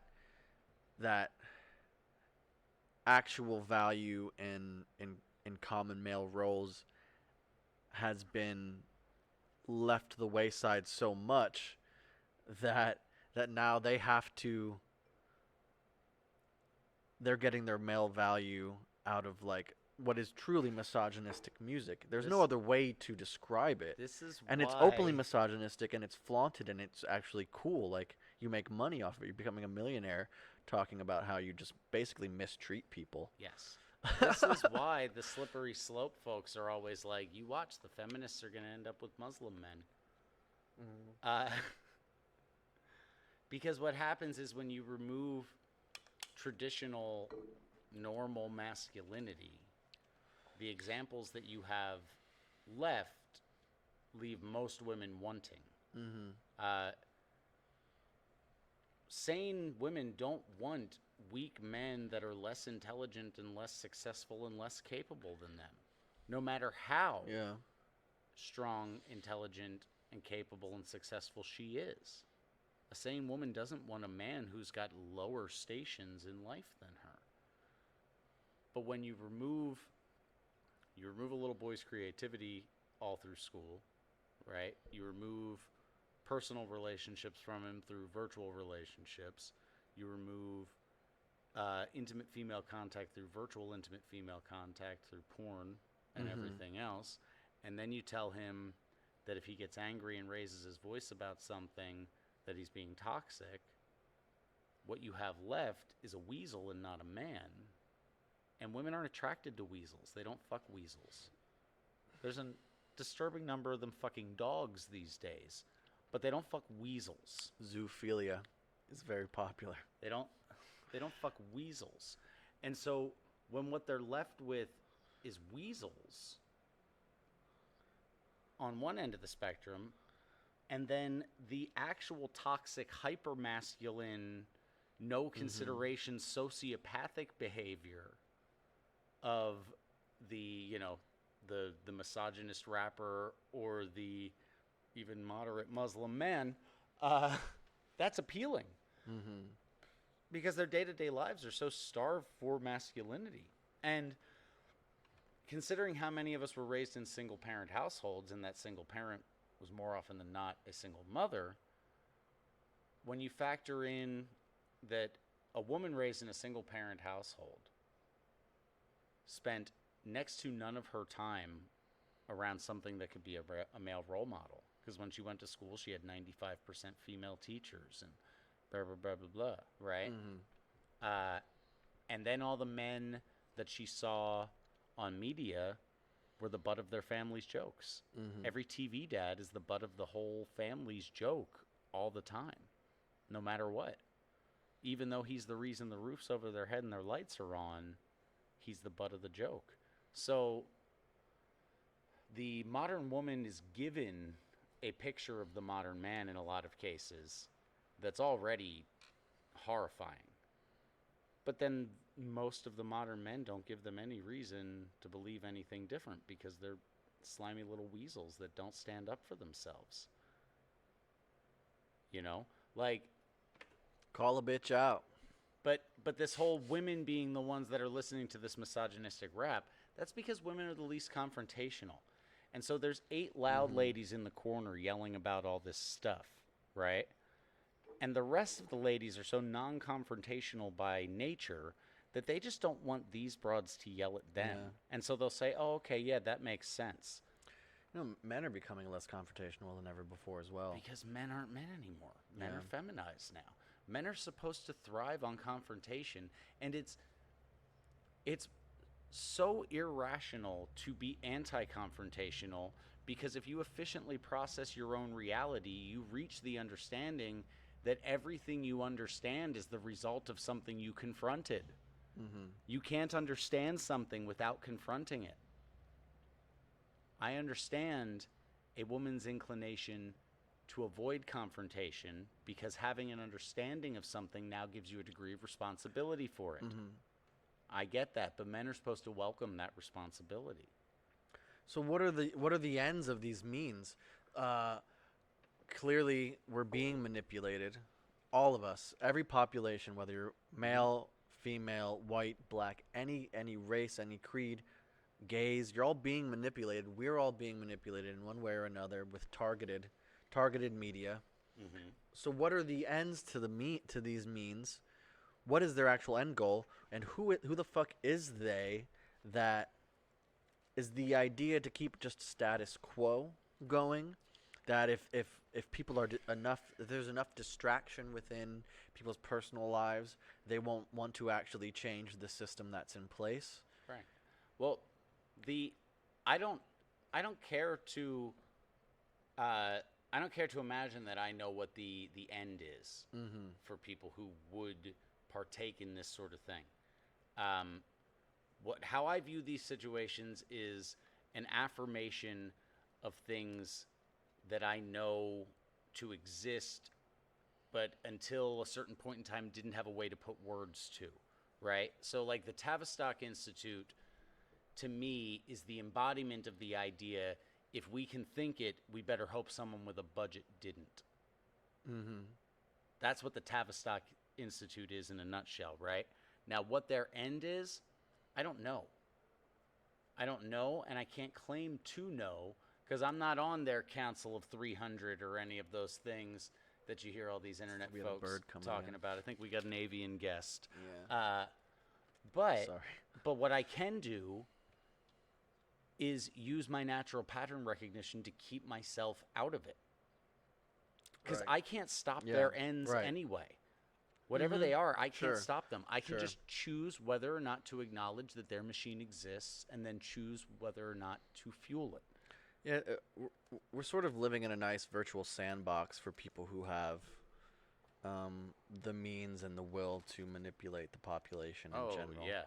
Yeah. You know, like, it's great. These niggas playing The Sims on us. Yeah, exactly. And that's how we act as well. We act like we're Sims, where we're not making decisions for ourselves. And then what's so insidious about it is that people believe their ideas and thoughts are their own, when even relatively enlightened individuals, as we may be ourselves, likely many of our thoughts and actions are being manipulated in one form or another. There's nothing new under the sun. Like, intelligent people have an understanding of that. That there's nothing new under the sun, and they're not blown away and bowled over by ideas, because that idea that there's nothing new under the sun is part of your constant mindset. You know, like there's nothing new under the sun, and I know I don't know all of it, but I'm not going to be surprised by any of it. Yeah. Because I know it's not new. Mm-hmm. Just because I don't know it doesn't mean it's new. But most people don't have that, and they think they're individuals, and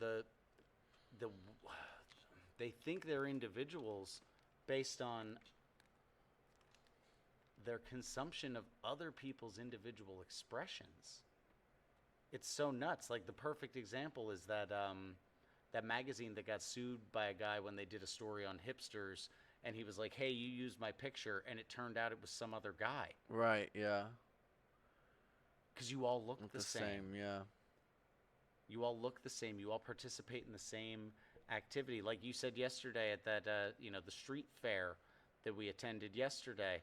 What would happen if you rolled a craft beer down the middle of the street? You roll an IPA down the middle of the street, and 38 mustaches converge on it in brown pointy shoes and no socks with their ankles out. Yeah. That's exactly what would have happened. That's exactly what would have happened. You're wearing flannel and suspenders on an 85-degree day because you're an individual. I mean, black pants wasn't the best choice for me, but we were performing, so I don't mind that I dressed up a little bit. I wouldn't dress like that normally, Well, what did? But you didn't put as much of a costume on to literally go on stage and perform as some motherfuckers put on to just enter the world at all. Yeah. Very much in agreement. And so makeup is my war paint. So tell me how people are walking around thinking that they're not manipulated. Yeah. They're literally putting on a uniform to leave the fucking house. Yeah. But they think that they're not manipulated. And how did they find out about this uniform? They got sold an image through electronic media of one kind or another. Yeah. I mean, I'm But so guilty. somehow it's your I'm idea. guilty as well of being a fucking manipulated fool. Fucking hype beasts. It's hype beast shit. Well, whatever. Yeah. The hype beast is the ultimate of the manipulated. The hype beast. Yeah, the true hype beast is at the. But any fashion, anything that's pop culture is fashion. Yeah. But the hype beast is its own particular, because the hype beast puts themselves in financial ruin to maintain an image. Right? Like the hipster kid. Well, they'll fake the hipster it as kid well, might give up on, making fucking cabinets or being in a band or something like that and take a fucking steady job so that he can keep buying his mustache wax, right? But he's not going to is that like a bike shop or something? He's not going to have to rob somebody so that he can buy an $8,000 sweatshirt. Well, the reason that they're so willing to rob someone is because they're the media that they're ingesting is like hip hop based stuff where you're talking about glorification of crime and physical violence and glorification of meaningless possession. Like no one's listening to indie music and a hype beast. They may be in a different way. Like they're wearing their fucking what do you call those super expensive denim, selvage denim, where you're paying $150 for a pair of raw denim jeans. Yeah. Like that's the hipster form of hype beast. Of hype beast. Right. So every community has them, but the supreme hype beast and whatnot, they are willing to rob you for something like that, just because it's a different brand of media that they're ingesting in general. Well, but it's a different form. It's a different end of the manipulation that they bought too. Mm-hmm. Like, how is the hype beast not just playing into the role of the toxic male conqueror that gets portrayed constantly in media? The hype beast takes what he wants by force and flaunts his spoils in everyone's face. That is the beastiest of the hype beasts. I think most of them are pretty frail, to be honest. Yeah. It's more like just a fashion clothing thing, and it's trying to assert value in your community without actually having to contribute anything, which is why it's such an easy way to gain value, and that's why people who are into that form of fashion will fake it as well. Like, you don't need to buy real Yeezys when you can get them from China, and you can kind of hardly tell. And most people don't give a fuck enough to know the truth that you're wearing fake shoes that are only $50 instead of the $300 shoes that they would normally be, because it's still signaling the same value. But like what's so insane to me is in that culture there's like an affix, like the stuff you have is affixed to your status as a man, right? But like until 40 years ago, any man over 30 who spent more than he absolutely needed to on a pair of shoes for something that like had a function, there was something wrong with him. There was something wrong with you if you had something other than work shoes, work boots, brown shoes, black shoes. And you didn't need these if you were most of the population. If you were most of the population, you could show up to church in your work shoes. You could show up to a funeral in your work shoes. And endgame decadence. Them up. You know, some of the most... There's a level of freedom that someone who lives within their means, who lives under their means, has that even the most exquisitely wealthy person will never have. Correct. A level of freedom because you're not chasing anything. Like, someone who's chasing an animal isn't any more free than that animal. Even if they end up catching it. Yeah. They're not any more free than that animal is. So localizing your concerns and living under your means streamlines your life. And anything you do to streamline your life streamlines your thought to process to action line as well. So you find yourself less likely to stew in gray areas of non-action and ambiguity because you've eliminated variables that you've been forcing yourself to consider in pursuit of some image or ideal or aesthetic. You know, like the Berks County version of the obviously living beyond their means folks. The Berks County version is the middle-aged suburban mom in a $60,000 SUV in a pink Realtree hoodie but with a Michael Kors purse. Yeah. Like, you're obviously living beyond your means and trying to like promote an idea of some level of fanciness about yourself, but like more people would approve of you if you were just yourself and the fucking salt of the earth like you actually are, because why else would you be wearing a pink fucking Cabela's hoodie? It's such an easy signification of value without ever having to actually interact with other people. When you end up interacting with that lady because she's taking her kids to like soccer practice and you have to talk to her for some kind of function, then you realize that they're actually really shitty.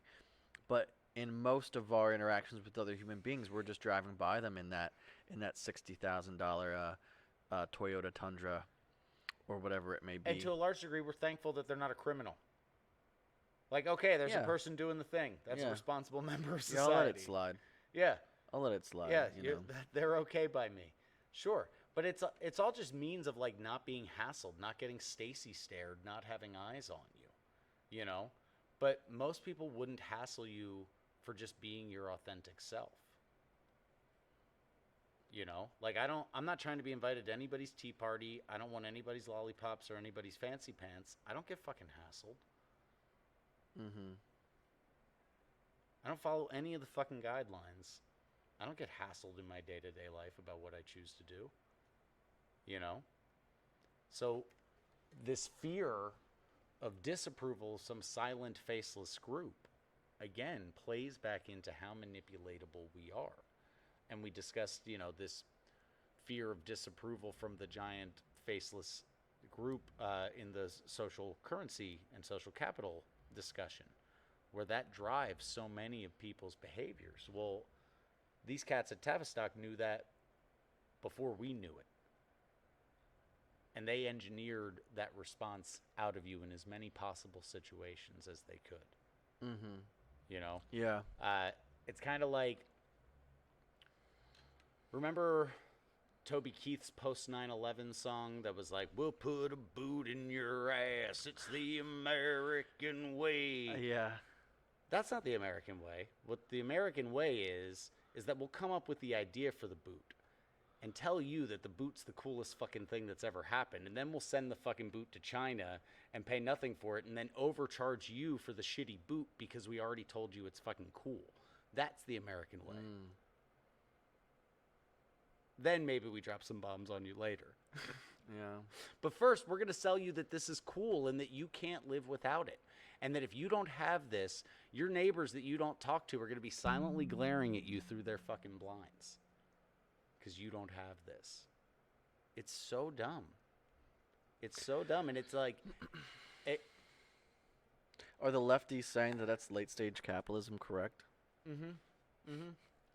Oh, the Marxists are all saying that that's just a product of late-stage capitalism. But Right. meanwhile, they're saying it with a fucking unicorn frap in their hands.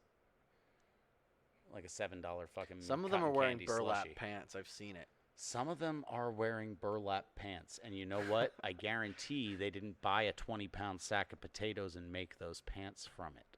Good point. I bet they paid $100 for burlap pants. Maybe. Like fucking retards. I might do things an idiot does, but I'm not a fucking retard. Yeah. Yeah. Is there anything else about Tavistock? Any other pertinent information that you know that you haven't told? All right, ladies.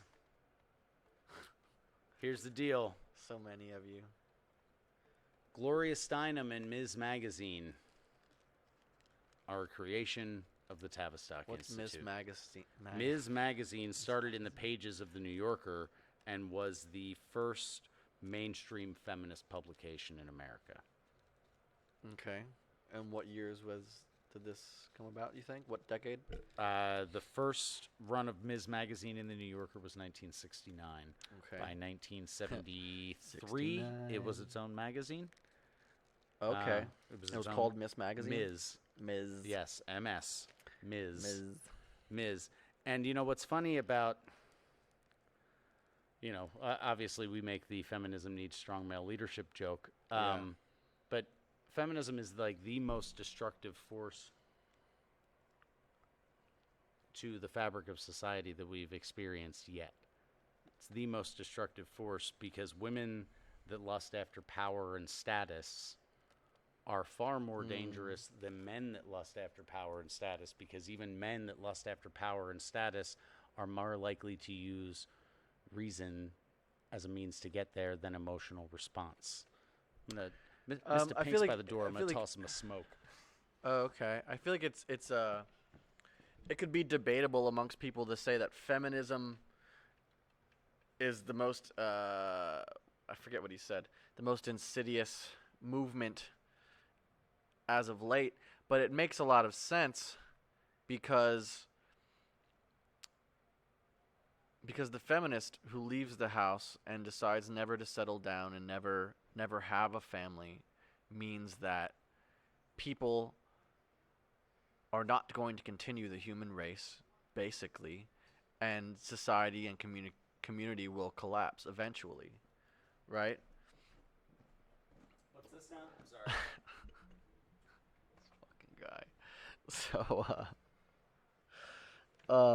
I was saying that feminism is the most destructive force to the societal landscape. yes, I was saying that some people would absolutely debate it and say that maybe nuclear bombs are worse or something like that, even though we know it's fake. But no, but it's true though. If you if you take it down to its conclusion, the feminist who wants no part of conventional sexual hierarchy roles doesn't want to have a family, doesn't want to have a male partner, and that is going to lead to the overall degradation of society much faster than anything else. You know, you have cancer-causing genes in our food. That's very bad. Fast food stuff. You have hyper-misogynistic music. You have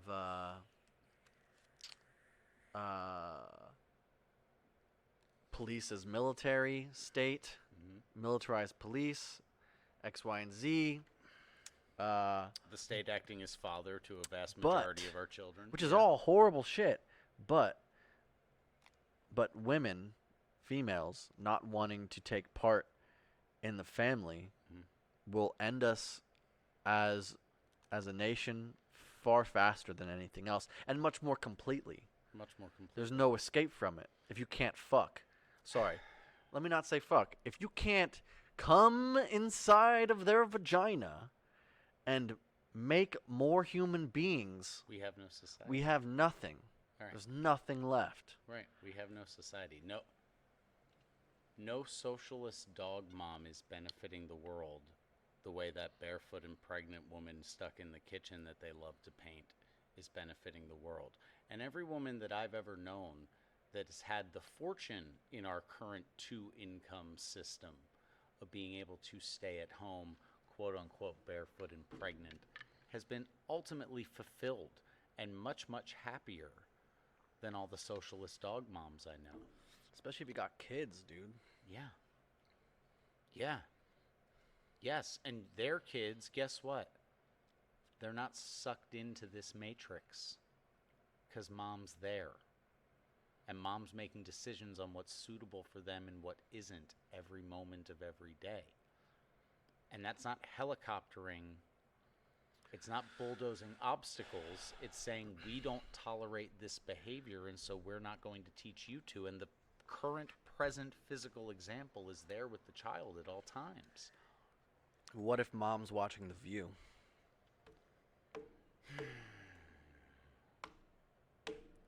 Well, then the kid's probably going to be an obese clam eater. You know, I don't know what. Fair enough. What isn't that what The View is? A bunch of obese clam eaters. So the mother guides the children, father guides the mother. Well, essentially, like, and I don't mean. I said guide. I didn't say lead. Right. Guidance. A woman whose child acts up has her husband to answer to when that happens, because that's supposed to be a reflection of the whole family.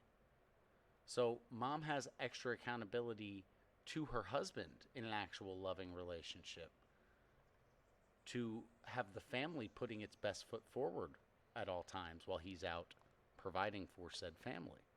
She's got a level of accountability there. So mom's more likely to do the right thing and toe the hard line with the kids because she's accountable to the hard line from dad when the kids aren't doing it. Mm. Who's Papa accountable to? God.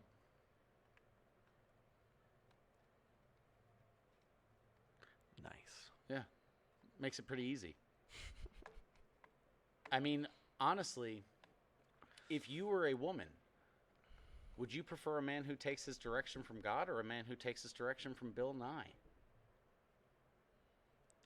Well, I'm not a woman. Right. And if I was, we'd be in a pickle. but yeah. No, good point. Yeah. You know, I don't want a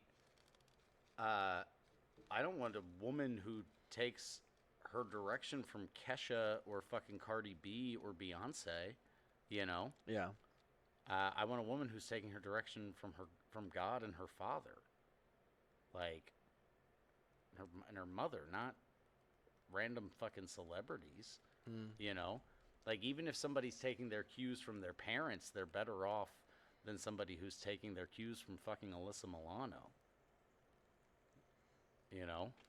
But yes, Gloria Steinem and the feminist movement were a creation of the Tavistock Institute. And let us not forget that Steinem was the first person to appear anywhere in a publication with her arms in the air and smiling in a shirt that said, "I had an abortion."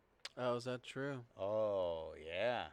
How wonderful. 77 or something like that. And what's funny is that Steinem's CIA and Tavistock connections have been well known since the mid-70s. Mm-hmm.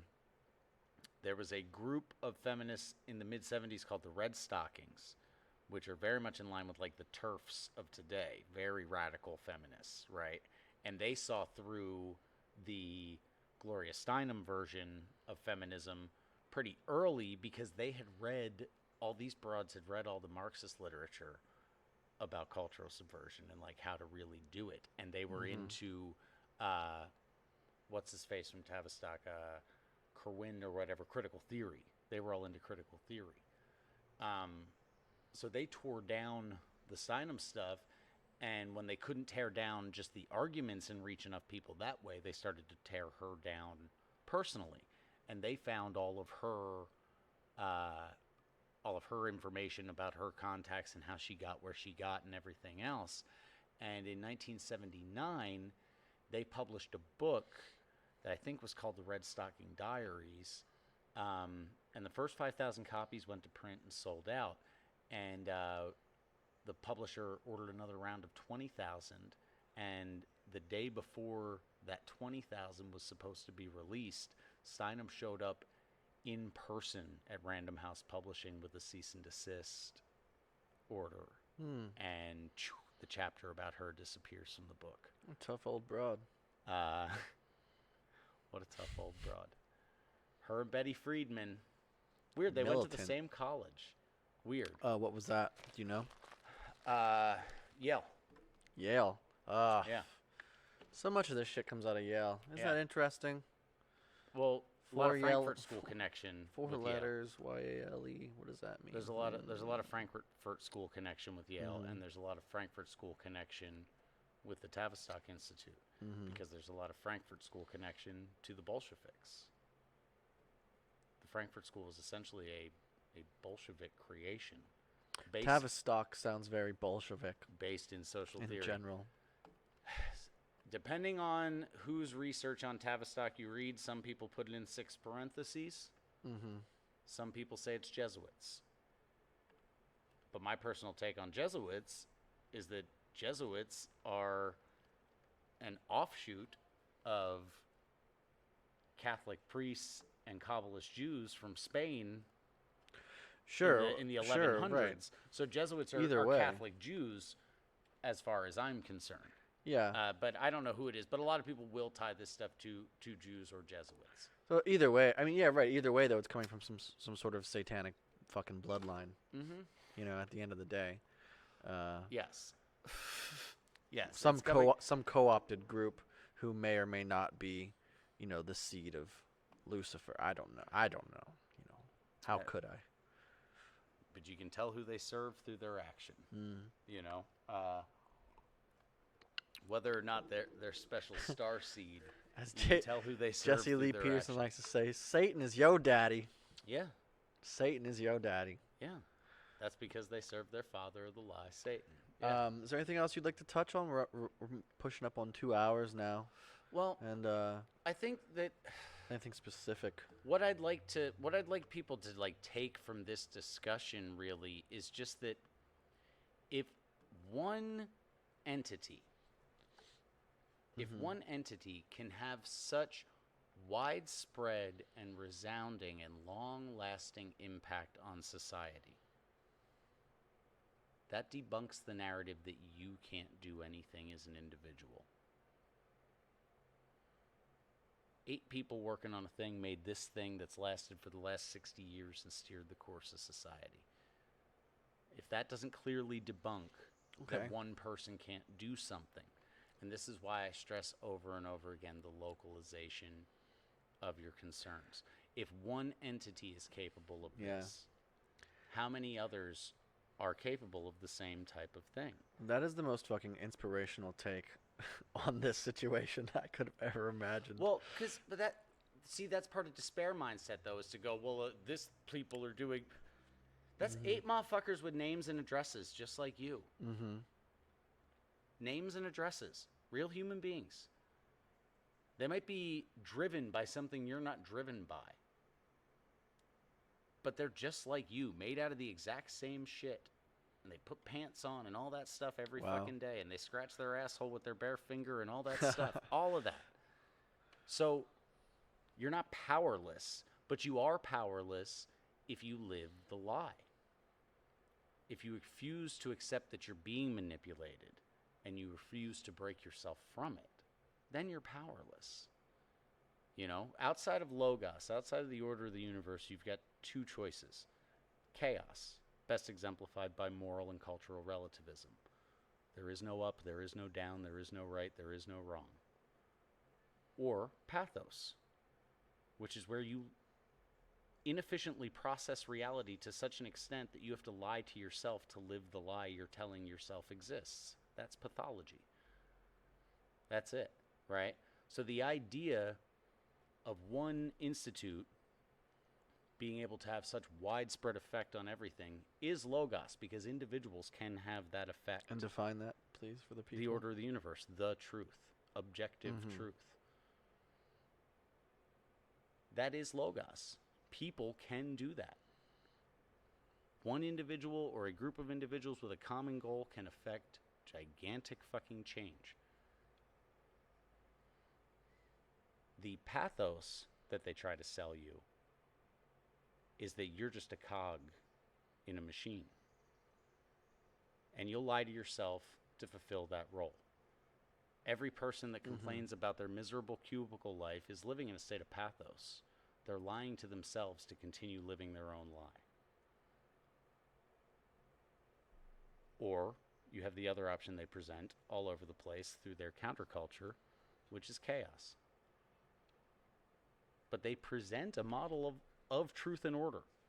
They present a model of truth and order, and what it is that you as an individual can make choices that affect society as a whole. And even if it's just your community, think about 300 years ago to the majority of the world. What you could see was the whole world. An entire multiple eons long generational traditions have lived on in all these places where the whole world is literally what you can see, because they believe that one person can make that sort of lasting change. They have the record of it and a connection to it. We don't have that anymore. All of our changes come out of a box that's an image that was brought to us by a gigantic company, or they come from a magic guy on a building on a hill that you never see, but you punched an electronic box saying he had your support. You know, our changes don't come on a day-to-day basis from the individuals in our community. And so we lie to ourselves saying that we don't have to accomplish anything because we don't see anyone directly around us doing it. But that idea was sold to us in these ideas. That's what I think, like, it's not the despair pose. It sounds like it can be. And if you assume victimhood over being manipulated instead of just admitting humanity, you can end up there. For sure. And that's what I think the doomer is. You know, that's what I think the doomer meme archetype is. A person that found out they were being manipulated, and if they could be manipulated, everything must be over. But that's so self-centered and fucking faggoty. You know, like, you're not that important. That's why you can be manipulated. But the second you make that realization, now you can't be, and now you can be that important. Now you can be that important with the way you choose to not participate and what you do choose to participate in. So that's what I'd like. That's dope. That's what I'd like people to take away from this shit, is that the extending of your concerns to fictional fucking universes has removed you from your personal power. And the people that provided you with these fictional universes knew it was going to do that when they provided them to you. I agree. So, you know, that's about all that I wanted to get into with this. So, do we have a schedule for what's next for the next 2 weeks? Well, We keeping a tight ship, or we're gonna? no, I think we're keeping a pretty tight ship, and next one I'd like to dive in a little harder not just where this manipulation came from, but those repetitive messages themselves. And I've actually been doing a little digging into like songs that included the lyrics "Baby, I can't breathe without you," coupling with divorce rates and things like that, and the correlations you wouldn't believe. Yeah. So I'd like to dive a little deeper into the messages themselves and how detrimental they've been to our psyche as individuals and our societal psyche as a whole. So, Do you have a working title yet? I don't have a working title for that one yet. It'll be good. Yeah, it's gonna be good. I'll figure something out, but it'll be an interesting one, kind of an ideological deep dive into the prevailing notions consistently spread throughout pop culture. Awesome. That'll be fun. All right, so thanks for joining us, and we will see you in 2 weeks. Bye.